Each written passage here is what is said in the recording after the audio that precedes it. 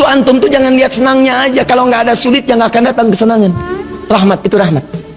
Jadi pertama cara bacanya, syukuri setiap nikmat Allah. Kalau bertambah syukuri, kalau ada ujian bersabar. Doanya ini.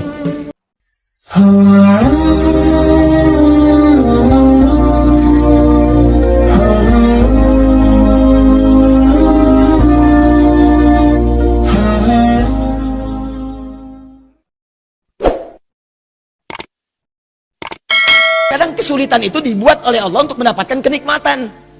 Tuh kalau antum naik ke gunung, begitu menemukan tanjakan harusnya antum gembira. Kenapa? Karena di depan pasti ada turunan. Jadi kalau orang paham dengan fikih di surat Al-Kahf ini, ketika anda dihadapkan pada ujian, anda nggak usah nangis berlebihan. Jangan takut, karena kadang-kadang ujian itu diturunkan untuk memberikan rahmat yang lebih luas bagi antum. Antum tuh dibuat kuat dulu, bikin nangis supaya ke depan nggak keluar lagi air mata. Kebal antum dengan semua ujian yang ada. Itu cara memahaminya. Ini nggak usah berkeluh kesah. Baru turun ujian yang kecil udah bikin status. Ya. Kamu kenapa sih? Kata suami. Istrinya pasang status. Ternyata dia tidak seperti yang aku kira. Terus yang paling nggak enak ditungguin tuh ada komen nggak ya? Kenapa Jeng? Nggak nyangka ya, nyangka. Jadi buat status tidak menyelesaikan masalah. Ya, tidak menyelesaikan masalah tapi nambah persoalan. Jelas ya?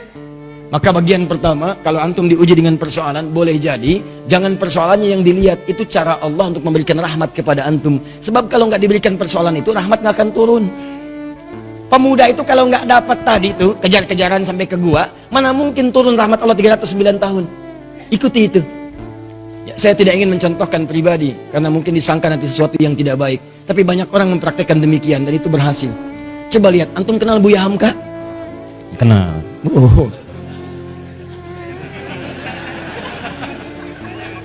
Alhamdulillah ya. Yang penting antum kenal lah walaupun beliau nggak kenal antum. Ya. Buya Hamka sempat beliau kemudian dalam episode kehidupannya dimasukkan ke dalam penjara. Tapi setelah beliau di penjara itu, bukan perasaan mengeluh, bukan dendam, bukan marah, bukan puncak dari emosi yang keluar, tapi syukur kepada Allah.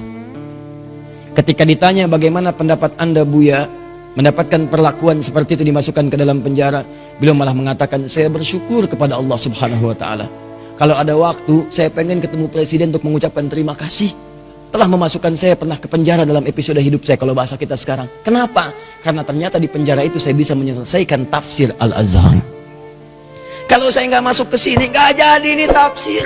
Jadi cara melihatnya itu rahmat Allah, persis seperti ini nih, yang kita baca tiap Jumat itu. Bicara orang kalau kebiasaan baca Al-Kahf, spiritnya ada dalam jiwa, dia nggak akan gugur karena ujian-ujian. Walaupun sifatnya sakit, yang dia baca rahmatnya. Jadi kalau anda terbiasa membaca Al-Kahf, paham maknanya, itu anda akan senang melihat musibah, senang melihat ujian. Yang dilihat rahmatnya, bukan ujiannya. Masuk penjara malah senang. Tuh. Nabi Yusuf begitu masuk penjara, nggak enak kelihatannya masuk, cuman ternyata malah minta beliau, ya Allah, daripada banyak godaan, ya para sosialita yang menggoda saya sekarang, ya cantik-cantik luar biasa, dan itu udah banyak. Sosialita itu bukan cuma sekarang, zaman Nabi Yusuf udah ada. Senangnya kumpul-kumpul bicara yang nggak jelas. Ya ada yang jelas ada, tapi ini contoh yang tidak jelas. Kumpul-kumpul di rumah salah satu pejabat, Imra'atul Aziz, istri Perdana Menteri, hanya untuk membincangkan, mana sih si pemuda ganteng itu? Mana sih si ganteng itu? Katanya ganteng-ganteng Nabi ya? Iya, zaman sekarang ganteng-ganteng serigala. Ya. Begitu kemudian ditampilkan oleh Imra'atul Aziz, Yusuf keluar. Begitu keluar, disebutkan di Quran surah 12 ayat 29, wa qulna hasya lillahi ma hadza basyara in hadza illa malakun karim. Ya, ini sih bukan manusia, ini malaikat yang menyamar dalam rupa manusia. Lewat, tak sadar ketika lewat, jarinya kemudian tergores dengan pisau itu. Saking tak sadarnya melihat gantengnya Yusuf lewat. Begini. Tuh. Nabi Yusuf ganteng, Nabi tidak sombong. Begitu melihat ujian itu, ya Allah, lebih baik saya masuk penjara aja deh. Orang sekarang Nabi bukan, Rasul bukan, ngaku ganteng, orang lewat, ibu-ibu gak kepleset lihat antum itu kan. GR-nya luar biasa, semua ditampilin. Baik, kata Nabi Yusuf, ya Allah, akan lebih baik kalau saya masuk penjara aja. Ternyata pilihan masuk penjara itu Nabi Yusuf membaca rahmat Allah. bukan melihat sulitnya. Lewat penjara itulah kemudian beliau bertemu dengan seseorang yang narapidana, dihukum di situ, kemudian bermimpi. Lewat mimpi itulah ternyata minta takwil ke Nabi Yusuf karena dilihat orang baik, orang soleh. Ditanya apa ini maknanya, dijawab oleh Nabi Yusuf. Ternyata jawaban itu yang mengantarkan beliau mendapatkan posisi jabatan di pemerintahan. Begitu rajanya bermimpi, ya ada 7 ekor kemudian sapi, dimakan 7 ekor serigala, semuanya dimakan habis, hancur semuanya, bingung menafsirkannya. Dukun-dukunnya sekitaran mengatakan itu paling mimpi buruk saja. Kok berulang-ulang terus-terusan? Ternyata narapidana yang bebas tadi, yang akhirnya melayani raja, membawakan airnya, minumannya, dia bercerita, di penjara ada seseorang yang bisa menakwilkan mimpi, sukses waktu saya di sana ditakwilkan saya akan berada di sini. Saya bermimpi saat di penjara, kata orang itu, kamu akan jadi pelayan raja. Yang teman saya, kamu akan dihukum mati. Dua-duanya benar raja. Siapa namanya? Yusuf. Ternyata begitu kedengaran itu dipanggil kemudian, Yusuf tolong panggil ke sini. Begitu ke sana kata Yusuf alaihissalam, saya akan datang kalau raja sendiri membebaskan tuduhan saya. Maka ketika datang dibebaskan tuduhannya, tapi yang paling penting begitu selesai tuduhan dibebaskan, kamu akan saya angkat jadi orang terdekat saya. Coba Anda bayangkan, kalau Nabi Yusuf tidak pernah diberi kesempatan masuk penjara, maka mustahil beliau kemudian akan mewujudkan mimpinya dari kecil yang pernah bermimpi itu, bahwa beliau punya jabatan di pemerintahan, sampai bapak ibunya hormat pada masa itu sujud kepadanya. Maka takwil mimpinya saat kecil itu, ya beliau melihat ahada asyara kaukaba wa syamsa wal qamara raituhum li sajidin. Saya melihat 11 bintang, 1 matahari, 1 bulan sujud kepada saya, hormat. Ternyata begitu diangkat jadi bendahara yang sangat hebat, punya kedudukan, bapak ibunya diundang dari Mesir datang kemudian. Datang dari Kanaan Palestina ke Mesir. Begitu datang, apa yang terjadi? Mereka langsung hormat kepada Yusuf alaihissalam sebagai bagian dari rakyat, hormat kepada penguasanya. Coba kalau nggak pernah masuk penjara, nggak mungkin terjadi begitu. Tuh antum tuh jangan lihat senangnya aja. Kalau nggak ada sulit, yang nggak akan datang kesenangan. Rahmat itu rahmat. Jadi pertama cara bacanya, syukuri setiap nikmat Allah. Kalau bertambah syukuri, kalau ada ujian bersabar. Doanya ini. Jelas? 1 tetesan rahmat Allah paling minimal 309 tahun. Jika diberikan lebih, maka berapa yang antum nantikan? Bisa melewati alam-alam selanjutnya. Nanti saya berikan rahasia ya. Ada yang kalau antum amalkan, itu 3 alam dijamin. Dunia diberikan, alam kubur dilimpahkan, di akhirat antum saking gembiranya sampai lompat-lompat. Tuh, betul sekali. Betul. Ya itu. Ya. Paham? Apa itu? Nanti belakangan. Sekarang bagian terakhir. Ini sudah menyakiti fisik nih. Udah main fisik. Yang tadi masih ancaman, dikejar-kejar, masih bisa ngindar. Kalau yang ini fisiknya udah dipegang, diancam. Bahkan luar biasa, udah mengalami kontak fisik.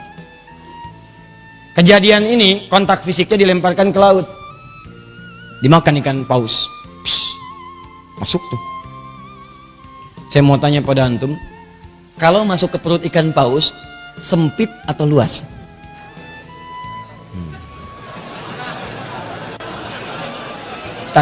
Saya tuh penasaran dengan antum nih. Antum tuh siapa sebetulnya? Antum tuh siapa sebetulnya? Buya Hamka kenal. Masuk perut ikan paus punya jawaban. Luar biasa. Ini gelas aja dengar jawaban antum sampai keringetan tuh. Masuk perut ikan paus, nggak akan pernah ada yang jawab luas. Yang terbayang pasti sempit. Walaupun Anda belum pernah masuk ke dalamnya. Masuk ke perut ikan paus, terang atau gelap? Tuh, gelap. Sudah pernah masuk, Bu? Belum, Ustadz. Tapi kita bisa bayangkan. Karena nggak ada cahaya di sana. PLN pun nggak bisa masuk. Nggak, saya kebayang. Kalau ada inovasi PLN, petugas PLN berdasarkan kisah Nabi Yunus ingin memasukkan listrik ke dalam perut ikan paus. Bagaimana cara masangnya? Gak ada listrik, cahaya tidak ada, berarti gelap. Awas, dalam bahasa Arab gelap itu sesuatu yang zulma. Zulama yazlimu zulman, gelap. Minat zulumati ilan, sempit, padat. Teman-teman, ada yang kemudian dianiaya, itu nabi lagi. Nabi Dzannun, Nabi Yunus alaihissalam. Diusir oleh umatnya, masuk ke perkampungan, naik ke atas kapal, di situ bahkan diundi, ternyata beliau harus dilemparkan. Di kapal keberatan nih, zalim, ambil aja orang itu, undi, dia orangnya, lemparkan. Begitu dilempar ke dalam perut ikan paus, ya, dilempar ke lautan, ditangkap ikan paus. Oh, hebat ikan paus, dan nungguin. Tangkap, masuk. Apa yang terjadi? Gelap, sempit, sesak, capek luar biasa. Tapi yang ingin saya sampaikan adalah, perhatikan baik-baik. Wadhannuni, Quran surah ke-21 ayat 87 sampai 88. Saya tuliskan. Wadhannuni idh dhahaba mughadiba fadhanna an lan naqdir alayhi fanada fi dhulumati, gelap, ya alla ilaha illa anta subhanaka inni kuntu minadh zalimin. Sebelum kisah ini dimulai, saya akan ajak Anda ke ayat sebelumnya, yaitu 84, 85, 86 ya. Khususnya 85 dan 86. Ketika di 85 Allah menyebutkan wa Ismaila, kemudian ada Idris, ada Dzulkifli, disebutkan mereka termasuk kalangan orang-orang yang baik. Di ayat ke-86-nya wa adkhalnahum fi rahmatina. Mereka itu Ismail alaihissalam, Idris alaihissalam, Dzulkifli alaihissalam. Kata Allah, golongan-golongan yang kami berikan rahmat kami kepada mereka. Rahmat diberikan. Dan menariknya ketika menyelesaikan ayat 86 ini, masuk ke 87 pakai wawu, wadhannuni, wawunya wawu ataf. Saya ajarin ilmu nahwu sebentar ya. Di ilmu nahwu itu begini. Kalau ada kalimat, kemudian pakai wawu, maka hukum kalimat setelah wawu ini diikutkan pada sebelumnya. Ya, misal saya contohkan begini. Zahaba Kevin wa Stephen wa Edward ilal masjid. Ya, kita ganti namanya sedikit supaya agak sedikit milenial. Kevin, Stephen dan Edward pergi ke masjid. Ya, mereka berangkat ke masjid, Muslim. Ya, masuk Islam, kemudian sholat, berangkat ke masjid. Kevin, Stephen, Edward. Ada satu orang lagi yang belum disebutkan. Belakangan disebutkan wa Asep misalnya. Kenapa ketawa? Ya, sekarang kan nama-nama tertentu membuat bahkan pendekatannya agak beda. Ya, dalam bahasa Arab itu tukhalif tu'raf. Kalau kalian pengen dikenal atau pengen dapat sesuatu, ada cara yang kedua selain berbuat kreasi yang bagus, yaitu sedikit nyeleneh. Maka mulai kemudian nama di beda-bedakan. Ya, Asep Golok, Edi Samurai gitu kan, Atta Halilintar ya dan sebagainya, itu macam-macam lah. Ya. Nah, misal Dhahaba Kevin wa Stephen wa Edward wa Asep, ya. Nah, ini ilal masjid. Disebutkan ke sini ilal masjid wa Asep. Maka Asep di sini itu sama-sama pergi ke masjid bersama tiga orang ini. Diikutkan hukumnya. Di ayat 86 wa Ismaila, kemudian ada Idris, ada Dzulkifli. Di ayat 86-nya, 85 disebutkan orang-orangnya, 86-nya wa adkhalnahum fi rahmatina. Orang-orang yang kami sebutkan tadi kami berikan rahmat Allah. Kami masukkan mereka dalam rahmat kami. Rahmatina, tiba-tiba ayat 87-nya wa dhannuni pakai wawu. Wa, dan di antara mereka juga ada yang lain selain yang mereka dapatkan ini. Selain Ismail, selain Idris, selain Dzulkifli alaihissalam yang mendapat rahmat kami, ada nabi berikutnya yang ingin kami kisahkan. Siapa itu? Dhannun. Dhannun juga mendapatkan rahmat kami. Begitu cara memahaminya. Di ayat 87 ini jangan pisahkan di ayat 86. Ada orang-orang yang pernah mendapatkan rahmat kami, ini orang-orangnya. Selain mereka ada lagi. Siapa itu? Wa dhannuni. Demikian juga dengan Dhannun, Nabi Yunus alaihissalam. Beliau pun pernah mendapatkan rahmat Allah. Kapan rahmat itu diberikan? Dalam situasi yang sangat sulit. Idzahaba mughadiba, ketika beliau kemudian merasa tidak senang dengan perlakuan kaumnya, dizolimi, dilemparkan ke perut ikan paus, sulit luar biasa. Saya tanya pada antum, nih ya, tolong jawab dengan penuh kejujuran. Dengan jujur antum jawab. Maaf sekali, kalau antum berada di perut ikan paus, kira-kira masih ada peluang nggak oleh manusia untuk diselamatkan? Tuh. Nangis tuh kan, karena tahu nggak mungkin. Tadi kan begitu saya sebutkan rahmat, ya. Tuh. Begitu kita tanyakan ada peluang nggak? Bayi aja tahu. Tuh. Ya. Jadi sulit mendapatkan peluangnya. Orang masuk perut ikan paus, ditelan. Siapa yang mau nolong? Manusia mengatakan mustahil, nggak usah ditolong lah, nggak ada harapan. Yang ada malah kita ikutan ke dalamnya. Paham? Tuh. Kalau gerah, kipasi. Kalau perlu air, berikan. Kalau ada permen, sampaikan. Maka teman-teman sekalian, nah, berdoalah kemudian Nabi Yunus kepada Allah. Apa doanya? Nih, perhatikan kalimatnya. Wa nada fi dhulumat. Maka dalam suasana gelap, capek, resah itu, beliau berdoa kepada Allah. Allah ilaha illa anta. Tolong minta air. Ya. Oh, ini aja nih. Nah, atau aqua, ada aqua? Baik. Tolong diberikan ke belakang, barangkali haus. Ya. Kalau bukan anaknya, ibunya yang minum. Ya. Ya, saya nggak minum nggak apa-apa, ada apa aku mah tuh ya. Yang penting antum nyaman insya Allah. Baik. Antum ikhwan ada lagi yang mau nangis? Wa nada fi dhulumat, maka beliau bermohon kepada Allah dalam suasana gelap sulit itu. Allah ilaha illa anta, catat doanya, catat. Kalau antum sedang dizalimi orang secara fisik, diancam, dimacam-macam, bahwa proyek antum diambil orang, kelihatannya zalim aja. Maka dalam suasana gelap itu Nabi Yunus bermohon kepada Allah. Gelap, sempit, capek, sulit. Allah ilaha illa anta. Dimulai dari sini. La ilaha illa anta. Subhanaka inni kuntu minadh. Catat doanya. Dimulai dari la ilaha illa anta.